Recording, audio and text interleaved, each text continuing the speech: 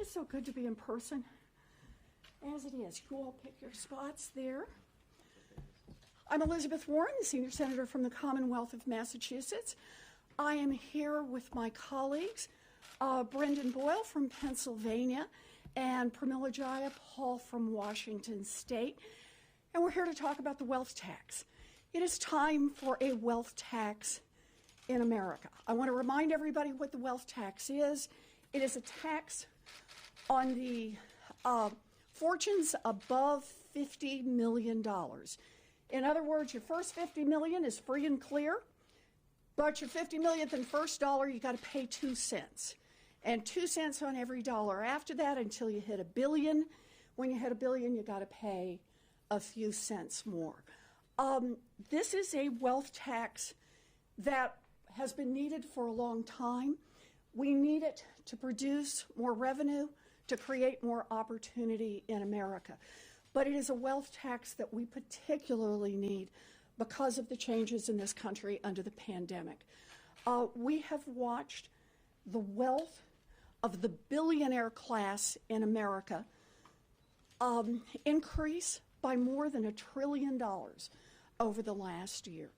A 2-cent wealth tax would just help level the playing field a little bit and create the kind of revenue that would let us build back better, as Joe Biden says, would let us make the investments in our children, investments in infrastructure, investments in a clean economy, investments in America's future. So I'm delighted to be here today to roll this out and to take questions. But first, we want to hear from Congressman Boyle, and let me put my mask back on. I'll yield too. Congresswoman Jayapal. Thank you so much, Senator. So grateful for your tremendous leadership on this for quite some time now. And to my colleague in the House, we're thrilled to be working on this in partnership with the Senator. This is a moment where I think structural inequality and inequity has really been laid bare during this pandemic and this economic crisis. It is a moment where 1 in 7 families don't have enough to eat. More than 8 million people have been pushed into poverty. Nearly 1 million new people every week are filing unemployment claims, and that's on top of the more than 75 million who have lost their jobs. This historic loss of jobs has also led to a historic loss of health care, and all of this has happened as we've surpassed 512,000 deaths due to COVID. But as working families have struggled and as their savings have dried up and food banks have been overwhelmed, as the Senator said, the rich have only gotten richer. U.S. billionaires have become $1.3 trillion richer since COVID began. That is a 44% jump in their wealth just since March. And it's not just a few billionaires getting wealthier. There have been 46 new billionaires created during this pandemic. Now, today, the richest 1% own 35% of the nation's wealth, and the richest 0.1%, that's 0.1%, own more than 18% of America's wealth. Then just compare that to the entire bottom half of Americans owning just 1.5% of wealth. So in the simplest terms, there are the richest 130,000 families in America who hold nearly as much wealth as the bottom 117 million families combined. Now, I want to just spend a minute on Black and brown and indigenous families and the racial wealth gap, because this is really critical. It's particularly staggering when you look at racial inequality as related to wealth. White families have an average wealth that is more than 14 times as much as Black families and 8 times as much as Latinx families. And in fact, the 400 richest Americans own more wealth than all Black households and a quarter of Latino households combined. That's happening as 1 in 3 Black and Latinx families have 0 or negative wealth.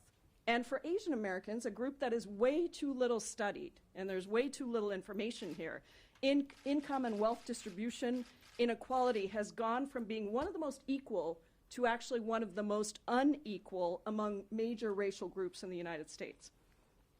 Now, this is no accident. Our history is that much of the wealth of white families was accumulated at the expense of Black, brown, and indigenous families, from legalized slavery to redlining. And the extreme inequality and concentration of wealth and racial inequity is baked into our tax system because we only tax income and wages and not wealth that has been amassed through business or equity or real estate, fine arts. And then we pass it down through inheritances, remaining free of taxes for the most part the whole time. So it's a wealth inequality level that no other leading country in the world has seen.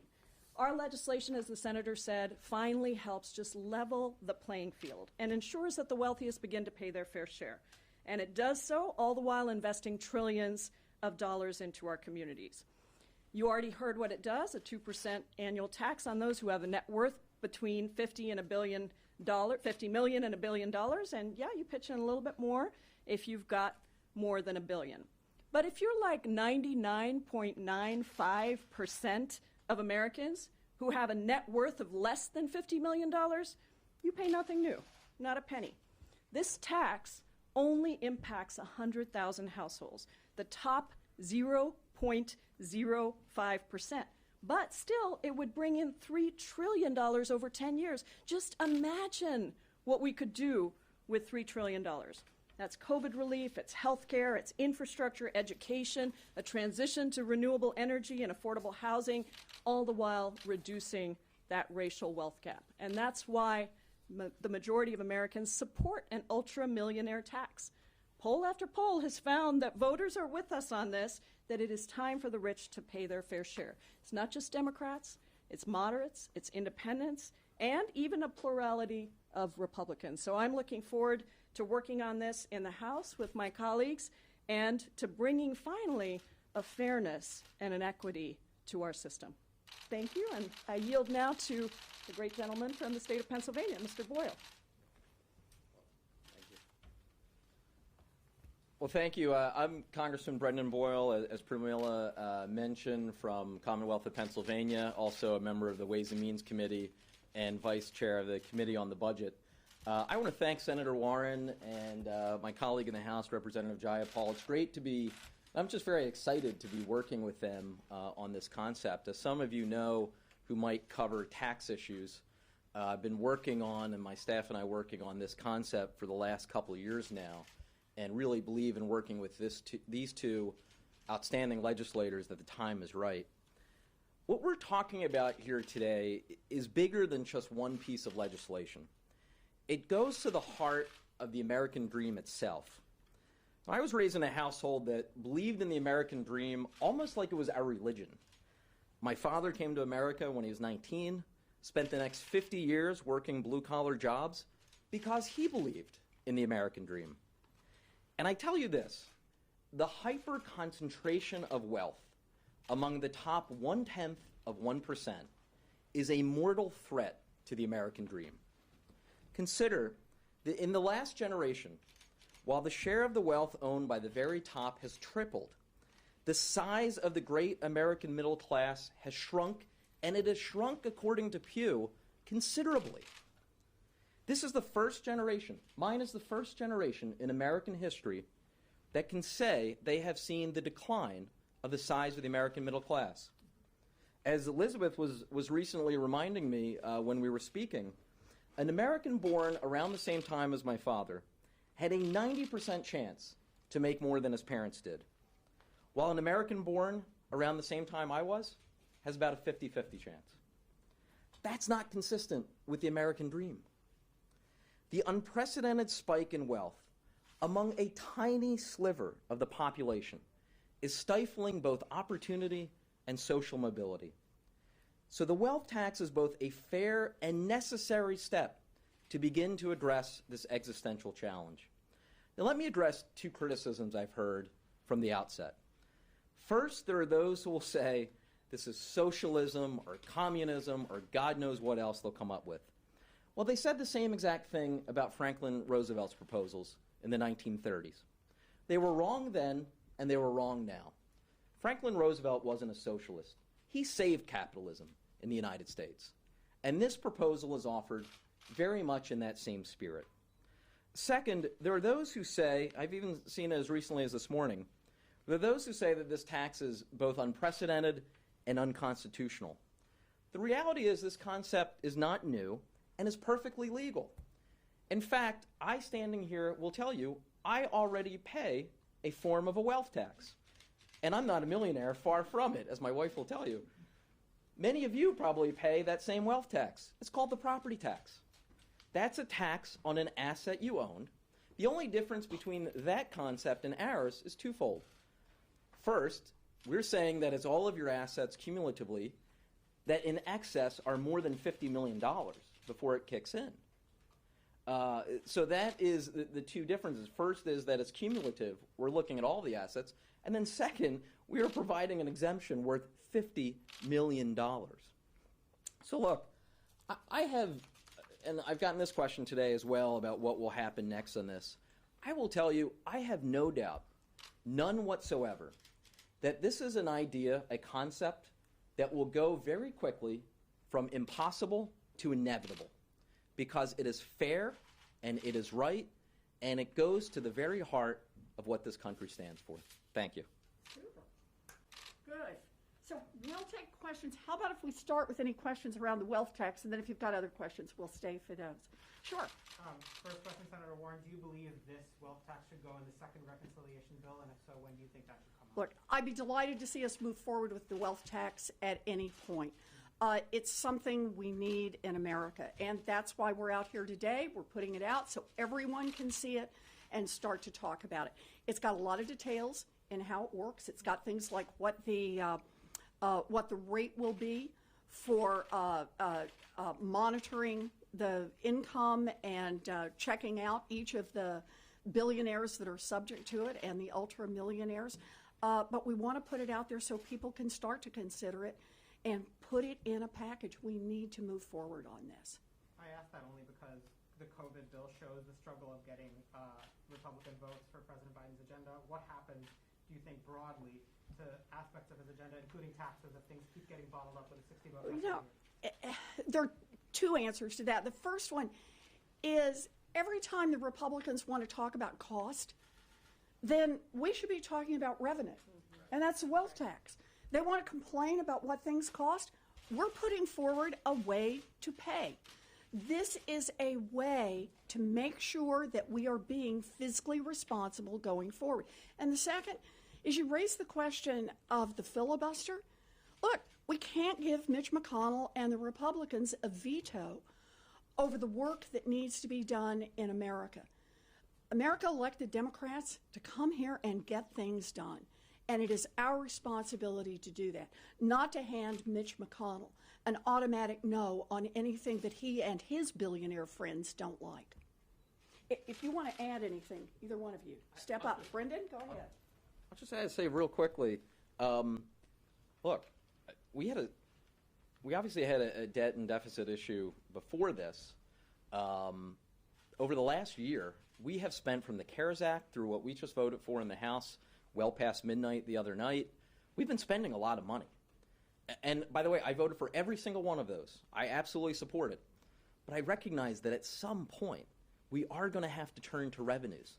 Well, here is a fair way to do it. Here is where, as Willie Sutton once said when asked why he'd rob banks, here is where the money is.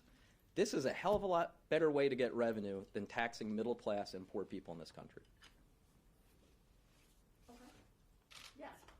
You started these comments talking about the inequality of the pandemic. Why isn't this a part of the COVID bill? Right now, in the COVID package, we're putting together emergency relief, which means it's not about the revenue side, it's about where we need to spend money.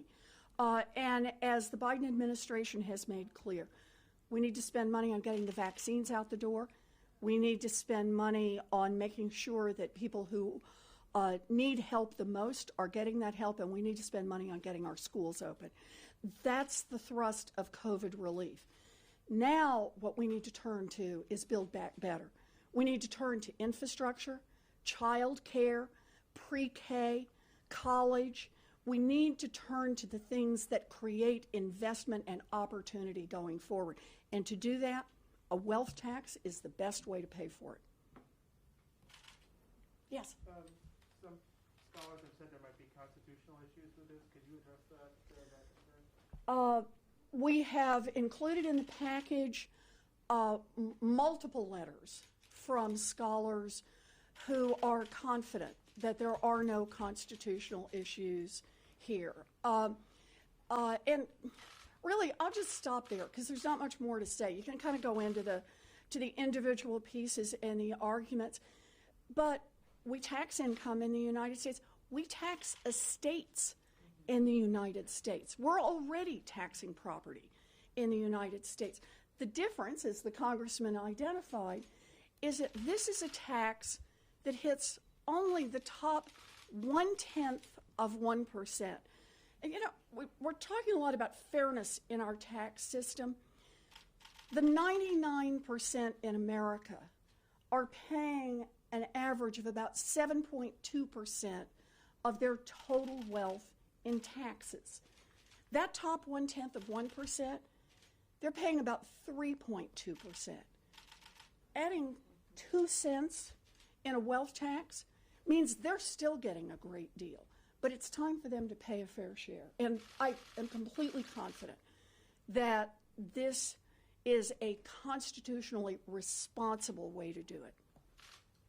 I just wanted to add something in terms of people paying a wealth tax now. Brendan mentioned real estate, but also when you die, your estate is valued and you have to pay taxes at that point. So it's not like we don't already have this. We already are doing this. We just happen to be giving a lot of people a big break all along the way where they're accumulating more and more wealth, which is again why these inheritances, as they're passed down, actually impact a smaller and smaller group of people, largely white, because that's where the wealth was to start with. You don't have to pay any tax on it until you transfer it. And so I don't think, I mean, I think that there's a lot of reasons why this stands up constitutionally. Yeah. Actually, I should just add, because Pramila makes the point, but I just want to make sure everyone sees it. We do the valuation now, too. Yeah. We do the valuation for all of the big estates. We just do it at death. But that happens there every year. Somebody dies. And so we're doing those valuations. What we're saying is you do the valuations every year. And, of course, once you've done them, they become much easier year over year over year. Once you've identified that somebody has a Rembrandt painting, they better still have a Rembrandt next year, or they better have a whole lot of millions of dollars that they can account for when they sold the Rembrandt. So this is already in our tax process. What's different about it is it truly focuses on the richest people in this nation, the people who could afford to pay a fair share. Understand, their wealth will continue to grow. You know, during the pandemic, they have increased, the billionaires have increased their, the billionaires have increased their wealth by $1.3 trillion. But they've been growing their wealth for years now at 6%, 8%, 10%, 12%. They have their own money managers, their own people who manage these great fortunes. A 2-cent wealth tax means they just don't grow it quite as fast, but that 2 cents is an enormous difference for the rest of America. It is an opportunity for every child in America to have universal pre-K, an opportunity for every child to have child care paid for, and every parent, and to raise the wages of every child care worker. We can make a huge difference with this wealth tax. Senator, if you could expand more on your calls to end the filibuster, it doesn't have necessarily 51 votes yet. Do you anticipate that as time goes on and you have other proposals from the Biden agenda that might be stymied by the lack of having 60 votes, do you anticipate that more of your colleagues will join you in calls to end the filibuster? Because that seems to have been a roadblock for Democrats for some time. So look, the filibuster is something that gives Mitch McConnell a veto, and that has to stop. We watched him use it during the Obama administration, and he is already using it now during the Biden administration. We weren't elected to come here and be a debating society that gives Mitch McConnell a veto on every single piece of legislation that is needed to help American families. I believe that as we talk about the pieces that we're trying to move forward, whether it's the minimum wage, whether it's protecting the vote across America, whether it's anti-corruption, whether it's universal child care and universal college for all of our kids, that more and more people will see what Mitch McConnell is trying to do. More people will see it across the nation, and more people will see it in the Senate. I believe we need to get rid of the filibuster now. So if I can follow up Please, on of that, course. then do you agree with some of your House colleagues that the Vice President should overrule the parliamentarian when it comes to the inclusion of minimum wage in the COVID relief package? I agree, but understand, the only reason that we're in this mess is because of the filibuster. If we would get rid of the filibuster, then we wouldn't have to keep trying to force the camel through the eye of a needle. Instead, we would do what the majority of Americans want us to do. And in this particular case, that's raise the minimum wage. So do you think the President should encourage the Vice President to take that action then in the short term? I think we should get rid of the filibuster. Yes, I think this is a short-term solution, but the real solution is get rid of the filibuster. And just to be clear, Please, Pramila. just to be clear, as chair of the Progressive Caucus and Brendan as a member, we have said the same thing, that there are really two choices here, because we are in a place where we have to deliver on the many promises we've made, passing H.R. 1, passing the John Lewis Voting Rights Act, passing a $15 minimum wage. All of these things are actually bipartisan across the country. And so we have two choices here. We either, well, I guess we have a third, which is to give Mitch McConnell the override, the veto power for everything that Democrats have promised and want to do. But the other is we can include it in reconciliation, and overruling the parliamentarian is not unprecedented. Hubert Humphrey did it in 1967 and 1969. Rockefeller did it in 1975. But if we're not going to do that, then the other path is the filibuster, and Elizabeth is right. This is all because of the way the rules were set up. And frankly, the filibuster was set up to really strengthen the power of Southern segregationists. And that is the history of the filibuster. So we should be very clear that I believe President Biden wants to do everything he can to address racial inequity in this country and inequality. And if we are going to deliver on those promises, we will have to reform the filibuster. Yes, and to follow up on that question, did the parliamentarian's decision sort of give you one issue that you can peg ending the filibuster to, as opposed to, maybe in the abstract, the entire agenda? Is there a strategy or conversations to maybe just peg this conversation? I don't want a strategy. I want us to get rid of the filibuster because it is too costly to America. The piece in front of us right now is the minimum wage. But the piece that's coming up is the Voting Rights Act. And the piece after that is immigration reform. And another piece is universal child care. The infrastructure package is very different if the Republicans get a veto at every turn through that process. So if we want to deliver on our promises, we got to be willing to get out there and fight for it. And that starts with getting rid of the filibuster. Brendan, you want to add something? Just add something real quick, because this has been a pet peeve of mine for a long time, and I have the opportunity. There's one advantage of having a Philadelphian up on this stage. This very issue was debated at the Constitutional Convention in Philadelphia. They considered the idea, if you read the Federalist Papers in two different citings, Hamilton and Madison talk about this, they considered the concept of a supermajority, and they rejected it. So people who argue, I was on a TV show, and the person brought this up, oh, well, you're going against the way it's always been, our founding fathers. Nonsense. That is complete garbage. That is bad history. The fact of the matter is, our nation's founders were quite smart. They were not perfect, but they were wise. They considered the supermajority requirement, which is what the filibuster is. They considered a supermajority requirement in the upper chamber, and they rejected it. And they rejected it for exactly what we're seeing now, almost a quarter of a millennium later. Yes. Going off of that, though, respectfully, you have two Democratic colleagues of yours, Senator Manchin and Senator Sinema, who have also said that they don't support ending the filibuster, and they've been against raising the minimum wage in this provision to $15 an hour as well. So, are you worried about pushing progressive policies through when you have opposition within your own party and there's this division between progressives and moderates? Look, I know that everyone likes to talk about the divisions within our party, But what brings us to Washington as Democrats is that we're trying to make this government work for working people. I believe all of us are in favor of raising the minimum wage. I believe all of us are in favor of better support for our children and more housing opportunities, more investment in infrastructure. Now, there are going to be ways that we're going to have to negotiate with each other on those.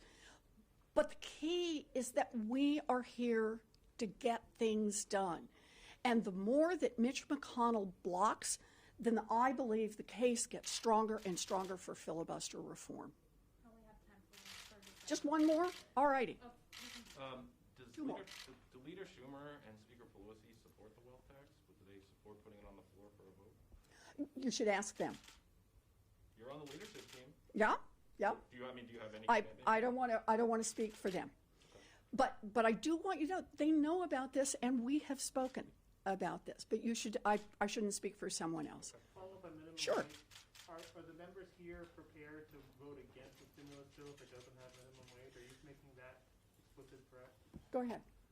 What we have said is we have to look at the final package. We have to look and make sure that it is not weakened in any way. I'm very proud of us in the House, and progressives were a key part of keeping not only the $15 minimum wage in, but also the survival checks at the same income thresholds that were originally there in December. And so we need to see what's in the final package. But we have made it clear that the minimum wage is a priority for us and that keeping it at the same level with the same items that we passed in the House is going to be very important for progressives. Good. Quick wealth tax question. Sure. We'll do a real quick wealth tax. Real quick one. You had mentioned, Senator Warren, revenues that would be raised from this. Just to make sure I understand, do you believe those revenues should go toward reducing the debt or to fund other priorities? Look, like I think it should go to fund other priorities. Okay. But the point is, this is $3 trillion over the next 10 years, and yet it would affect only 100,000 families in America. And I just hope everybody dials in on that for a second. We talk about income inequality in this country, and the slope kind of looks like this. But it's wealth inequality where the slope looks like this. The difference between the very tippy top and the rest of America is enormous. And that very top is not paying a fair share. They are paying less than half of their wealth in taxes, unlike the 99%. We're just asking them, we're saying, you made it there, good for you, but pitch in 2 cents so that other kids in America have a chance to build a future. That's what this is about, building a future. Good. Thank you. And I want to thank my 2 colleagues for being here. It is terrific, always terrific to work with good people from the House, but I'm delighted to have someone from Ways and Means. This is exciting. And I'm excited now to be in finance over on the Senate side, and I'm always delighted to be here with Congresswoman Jayapal in this and the leader of the Progressive Caucus. So thank you all for being here. Thank you. We did this. There we go.